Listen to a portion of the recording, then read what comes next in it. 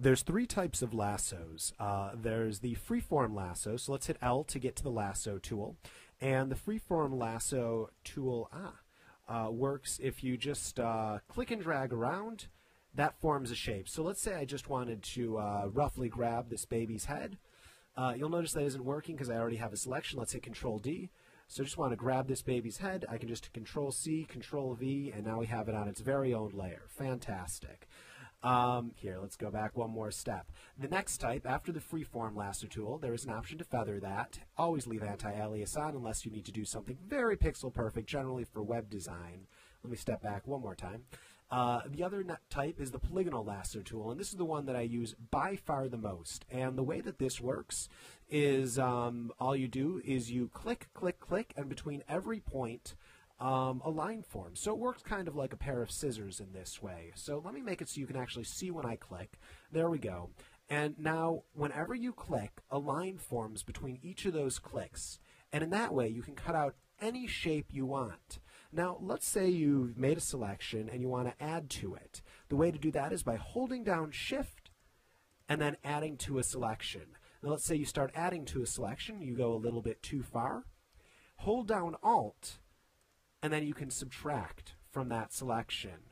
Control doesn't really do too much. It's not used that often here. You double click to close the selection. Now, one piece of advice that I have for you with the lasso tool is don't start a selection with it, because trying to cut around a complicated shape would take forever and you wouldn't be that accurate. Instead, start with something like the quick select and then move to the lasso tool. It's good for those final touches. So as far as technique, just zoom in a bunch, see if it's actually working on and off. So I'm just using the space bar to pan around to see where it's working and where it's not working. And I can see there's a little bit of a problem here. If you accidentally click it, you can always hit Escape to get out of it. So there's a little bit of a problem right here. I held down Alt, and now I can click these to get rid of it. Now let's say you are starting with a brand new selection. Something I suggest is, instead of starting on the edge, most people will start on the edge. See how that's the very edge of it? Instead of starting on the edge, where if you double click and make a mistake, you get some shape like this forming. Or here, let's Shift Select and keep adding to this selection right here. So here we go. I accidentally double click, and I get a shape that I don't want. Instead of starting on the edge, start in the middle. And that way, if you double click, you're left with a shape like this, which is a lot more of what you want, and then you can always hold Shift and keep adding to the selection. Now let's say you're going around selecting, you accidentally do one point that isn't exactly where you want it. If you hit Delete multiple times, delete, delete, delete, you can actually take a few steps back. So if I'm doing this and I see it's a little bit off, delete, delete. So that is the polygonal lasso tool. And then the last one is the magnetic lasso tool. And the way that that works is you click in the center first, and then just kind of roughly go along the edge.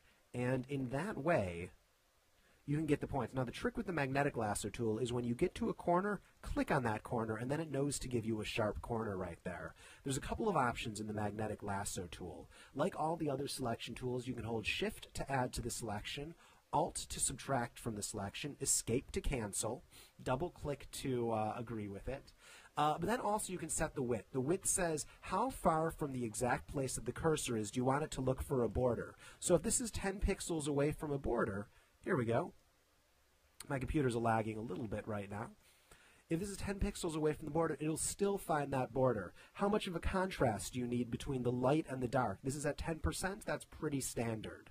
And then frequency, how often do you want it to set it to a point? And when I say set to a point, that's just saying how many pixels do you want between every actual point that's set. You can always set a point manually by double-clicking while using the magnetic lasso tool. One other thing that you can do with the magnetic lasso tool is, if you're already using it and you hold down if you hold down Alt, it will actually turn into the polygonal lasso tool automatically, temporarily. And then if you let go of Alt, it'll turn back into the magnetic lasso tool again. So that's a way to switch between those two tools, using them simultaneously. If you do have a tablet, you can affect the sensitivity of how large of a width it looks for the edge right there.